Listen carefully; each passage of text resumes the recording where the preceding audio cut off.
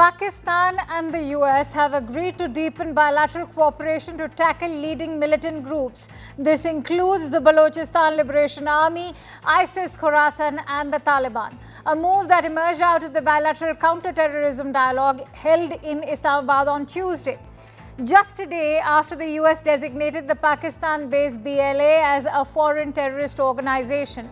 But there was no mention of the resistance force, the perpetrators of the Pahalgam terror attack on April 22nd. Ironically, it was the US that designated the TRF as a foreign terrorist organization and specially designated global terrorist only last month. For President Trump, the Pak Army Chief Field Marshal Asim Munir is a tactical romance, one that Trump is seeking for deals on critical minerals, even cryptocurrency. But it is clear that Pakistan has landed in Washington's good books again. This after a tumultuous relationship that has ebbed and flowed for decades, especially since Cold War up to 2001's war in Afghanistan. Now, to its advantage, Islamabad is better positioned than its arch-rival New Delhi that currently faces highest US tariff of 50%, but Pakistan has come away with 19% tariff.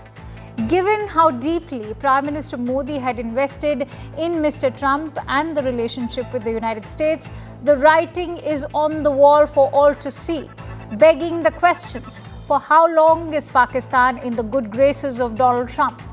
And can the United States be a reliable ally to anyone? Let's break it down for you. The United States is siding with terror sponsor Pakistan. Why so? There's clearly more than what meets the eyes. The United States has applauded Pakistan in containing terrorist entities that pose a threat to the peace and security of the region and the world. This is nothing but a farce because in July itself, the US designated Lashkar Proxy, the Resistance Front, as a foreign terrorist organization and also an SDGT. The US has condoned loss of lives in terror incidents in Pakistan, even backed Pak's counter-terror efforts. It was the Lashkar Proxy TRF that claimed responsibility for this Pahalgam terror attack. The group, tagged by US State Department itself as a terror organization. US has also promised to counter terrorism in US forums with Pakistan. And the same US is allowing Pakistan's failed Marshal Asim Munir to, in fact, nuclear saber rattle on its own soil. Brings us to the other question. Is this what is expected out of a steadfast ally like the United States, especially for India? Let me now open that debate to our esteemed panelists. I'm joined in by former diplomat Ambassador Rajiv Dogra, also joined in by Mr. Brahma Chalani, who's a strategic affairs expert, being told that Professor Chalani will be joining us in just a bit. But Professor Andrew Eliatham, who is an international relations expert and professor at the Macalester College, is also joining us. Thank you, Ambassador and Professor, for joining in. First of all, Professor, if I could begin with you, as we've talked about this tumultuous relationship that we've witnessed between the United States and Pakistan goes all the way back to the Cold War era. Then you have 2001, the war in Afghanistan, cutting again over to 2011 when Osama bin Laden was found in Islamabad and killed over there. What explains the reset in ties now? Well, the United States' relationship with Pakistan has been fluid, put it charitably, over the decades, and it depends on who in Washington is perceived to be the most pressing bad guy in the region. Sometimes that's Afghanistan, sometimes it's Iran, sometimes it's non-state actors of various militant groups. And especially under a president like President Trump, the United States policy can shift very, very quickly because it is very fluid. It's been complicated now recently because the United States also needs to partner with India as a strategic partner to help balance China in the Indo-Pacific. And so the Americans want to have their cake and eat it too. They want to have a good working relationship with Pakistan on the counter-terror, counter-Iran, counter-Afghanistan fronts, and they want to have a good relationship with India on the containing and blunting China front. And those two things don't go together very easily, given the last many, many decades of relations between New Delhi and Islamabad. Okay. Trying to square the circle, it's very difficult. It absolutely is, and also not a balancing act at all, given that it's now clearly going in favor of Islamabad. I can see Professor Chilani has also joined in. Thank you, Professor, for joining in. But Ambassador Dogra, I want to quickly bring you in on the hypocrisy of the United States. On one hand, we had the State Department designating TRF as a foreign terrorist organization. And today, that very State Department has come out with a release where they have condemned ISIS Khorasan. They have condemned the Taliban, the BLA, in fact, without any reference to the TRF. Well, I would not blame the State Department because they are under pressure from a man called Trump. And Trump feels that Pakistan is the solution to all his billions. So that's exactly what I mean. I mean, we all know what the State Department represents. So that is the problem. Till Trump discovers that Pakistan has ended up bankrupting him all over again, there is no solution to this. He will continue in his ways, and Pakistan has played its cards very cleverly. It cultivated the general who is just retired, and it has cultivated through its lobbyists everyone close to Trump's family and Trump's family itself. So till we are able to disillusion them out of this illusion called Pakistan, there is no solution to it because Trump does not listen to anyone except his own interpretation of how the world should be colored. So that is one. Second, Pakistan, by giving him dreams of rare earth minerals, which, by the way, have not been explored yet. So between claiming the potential, exploration, and drilling, there's a huge difference. And that difference is not only in terms of the volumes of those rare minerals or their value, it is also in terms of the fact that some of the rare minerals that Pakistan claims to have are in Gilgit-Baltistan, besides KPK and Balochistan. So if they are exploring in Gilgit-Baltistan, India has a problem because it is Indian territory. Second, if they say that there are new gold deposits, because earlier gold deposits in Balochistan and Khyber Pakhtunkhwa are already being mined by one Chinese company and some other Pakistani companies, and they are small. But the gold deposits which it claims are in Indus River Basin and claims they are of the value of $5 billion or so, means that they must be coming from the Indian territory. Right. The ones in Rekodik are still untapped largely, is what we are being told. No. Rekodik is with a Chinese company. And it's been hugely controversial over the years. There was a Canadian company first, which has a claim against Pakistan for $21 billion. So let's leave those aside. Okay. I want to bring... But the important point is that if the gold deposits, new gold deposits, are in Indus River Basin, then that gold must be flowing from Indian territory. So let us find out where that gold is, rather than letting it go to Pakistan. Professor Chilani, I want to bring you in on this very critical point that's been raised by Ambassador Dogra, because news has filtered in through our own sources as well that Pakistan is in talks with various consortiums, particularly not just the United States, but also Saudi Arabia, Turkey and China as well, as they are now going to be opening out their rare earth minerals that also includes these copper and gold mining depots in Rekodik. We are being told that they are going to try and balance it out between Balochistan being allocated to the United States and perhaps Gilgit-Baltistan going over to China. Is it going to be as simple in terms of this division of the mineral allocation? Pakistan has long pursued mineral riches, oil riches, rare earth riches. It has found nothing so far. There are some deposits, but they are very modest deposits in Pakistan. And today it's dangling these strategic mineral deposits before the US and other international countries so that it can actually revive its failing economy.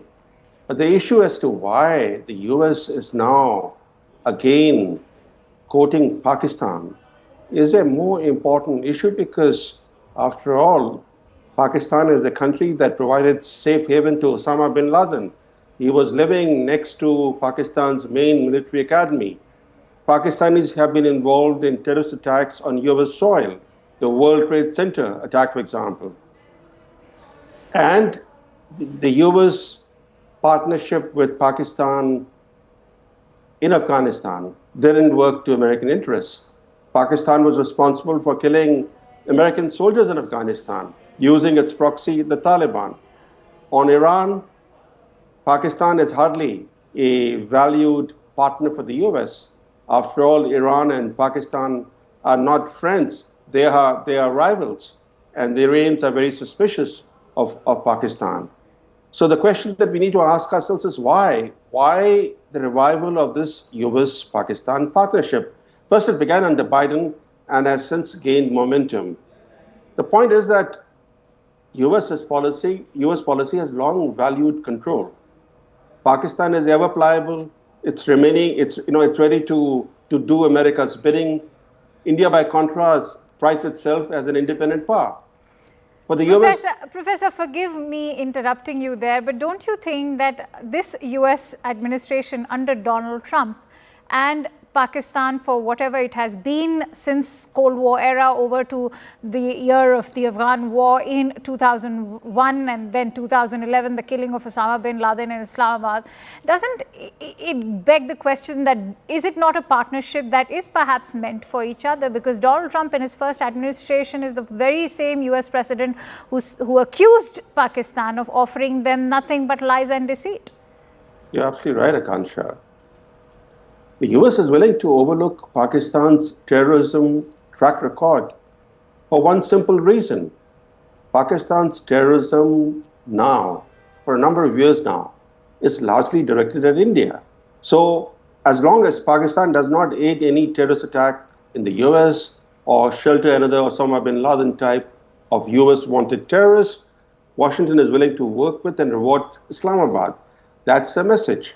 In fact, as Trump's former National Security Advisor, H.R. McMaster, famously said, the US is afflicted by, quote unquote, strategic narcissism.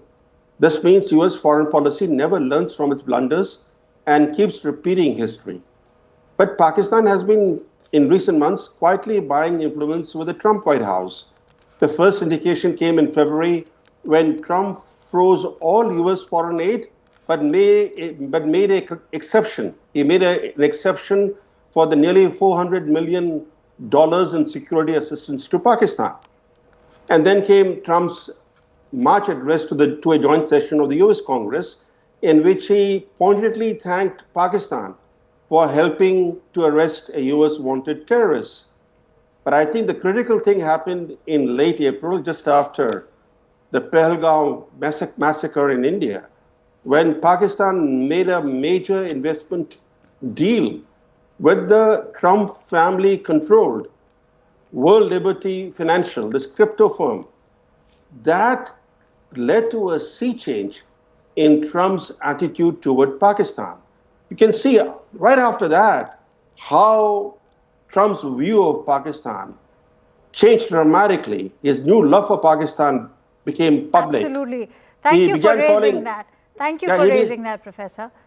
In fact, he began calling Pakistan a great country, a country that has been a long-standing state sponsor of terrorism, became a great country for Trump.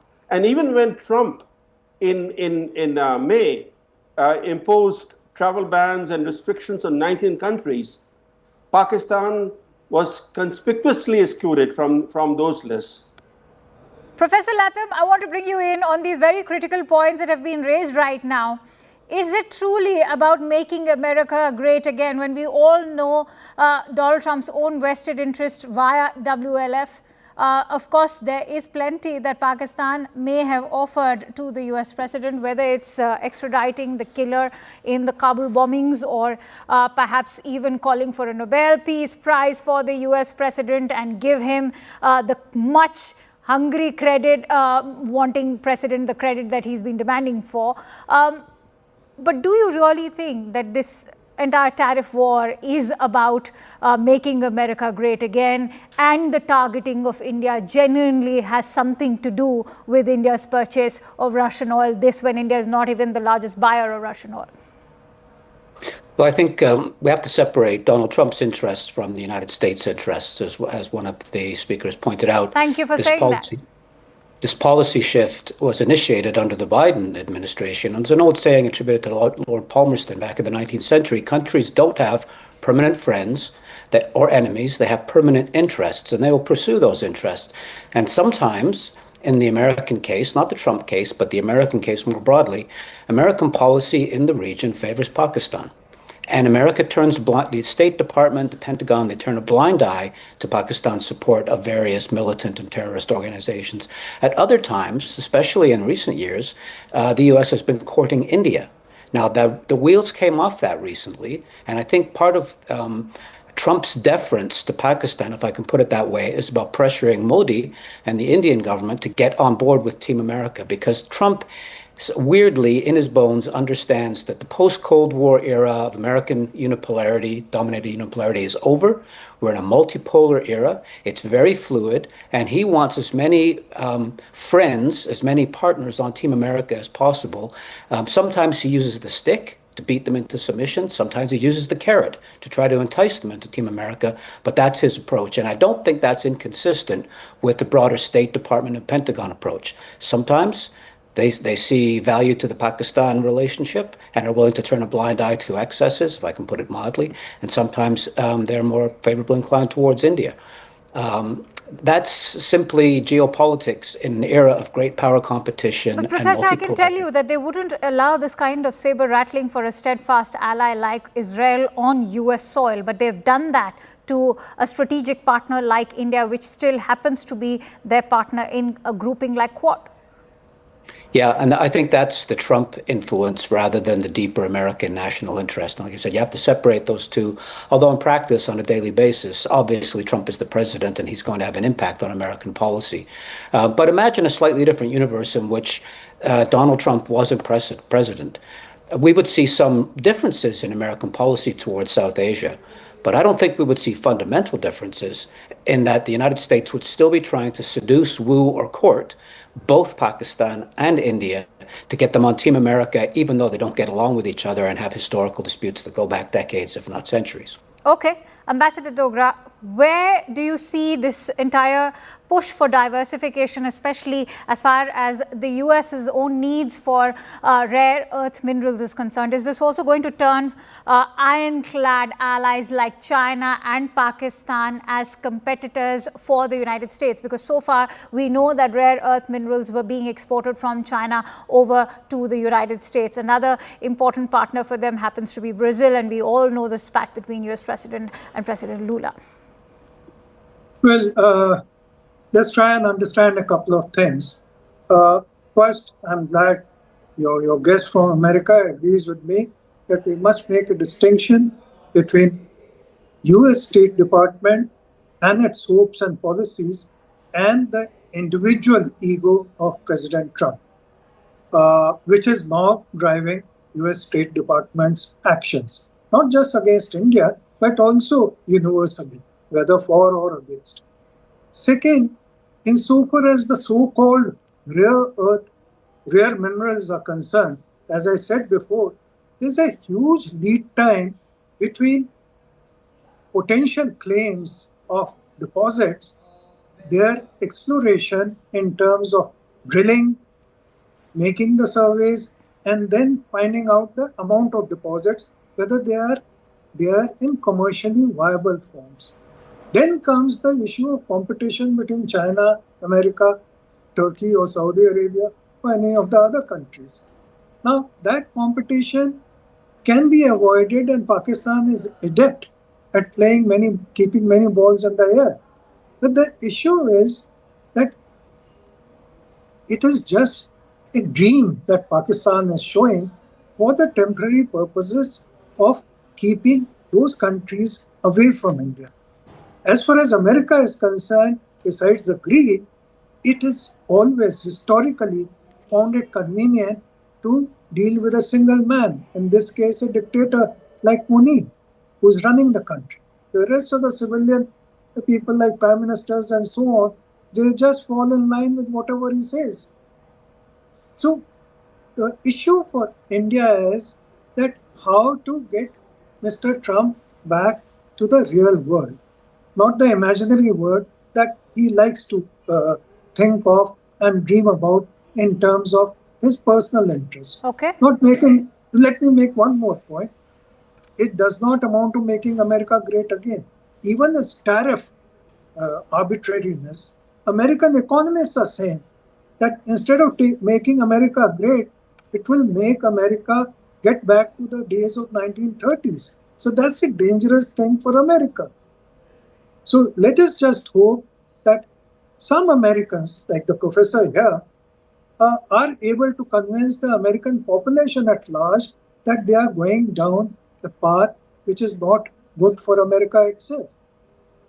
Professor Latham, how do you react to that? I'm going to come to Professor Chilani for his closing thoughts. But Professor Latham, how do you respond to that, given that Washington has also seen an opening as far as CPEC is concerned and the attacks on the security personnel, the insurgency that was perhaps plaguing the region as well, has given an opening to Washington. So many are questioning if CPEC has been impacted, what will ensure America's own success in the region?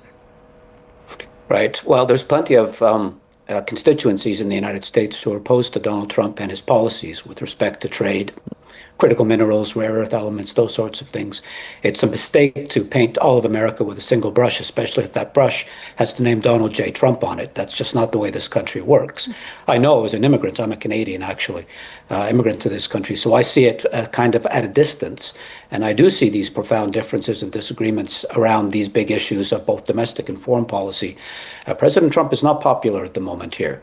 Or rather, to put it differently, he's less popular than he's been over the last few years, precisely because he's embarked upon some of these bizarre policy initiatives, both at home and abroad.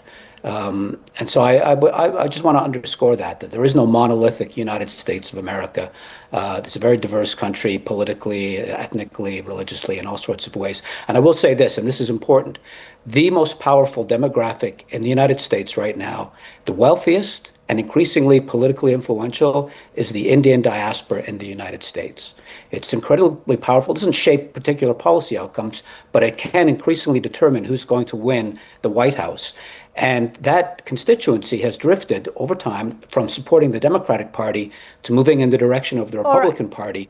And Donald Trump is reversing that right now. Absolutely, I agree. We just don't have strategic or diplomatic ties. We have a talent exchange. We have the diaspora there. But Professor Chilani, I want to bring you in on the point about China's own investment. China also has reasons to be concerned about. They have $60 billion worth of investment currently in Pakistan.